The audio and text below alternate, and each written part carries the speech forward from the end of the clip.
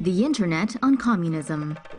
Vietnam now has thought cops, thousands of them. Vietnam has tasked 10,000 members of a new military internet unit with countering wrong views online. Reportedly, these so-called cyber troops are directed to combat wrongful information and anti-state propaganda. Data from internet watchdog Freedom House lists Vietnam as one of the world's worst places for internet freedom. According to Human Rights Watch, the country jailed 19 bloggers and activists in 2016. Internet penetration is high in Vietnam. Around half of its 90 million strong population are connected, and it is said to be one of the top 10 countries for Facebook users by numbers. But can these 10,000 thought cops police data from 40 million something internet users? Only time will tell. Nam. Chinese tourists clear out fruit plate in seconds. We can never be disappointed about how fast the Chinese tourists handle their food. This video, showing a group of Chinese tourists racing each other for a fresh plate of lychees at the poolside bar of a hotel in Vietnam, has gone viral online.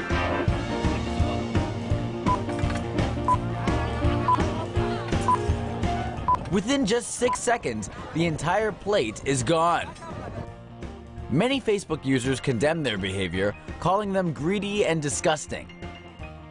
While other users, presumably mainland Chinese users, claim that this group of tourists does not represent the entire mainland Chinese population. Big metal balls from space.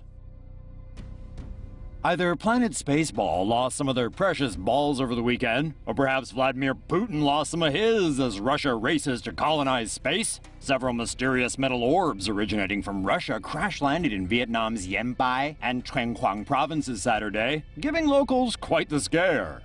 Metal balls crashed down in northern Vietnam at around 6:30 a.m. on Saturday. The smallest, weighing 250 grams, smashed through the roof of a house.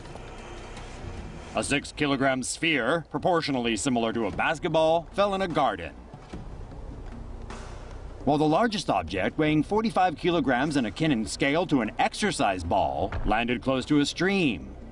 Investigators determined that all 3 balls are Russian-made compressed air tanks that likely fell from a rocket or aircraft. Because the balls are intact, they probably fell from an altitude of less than 100 kilometers.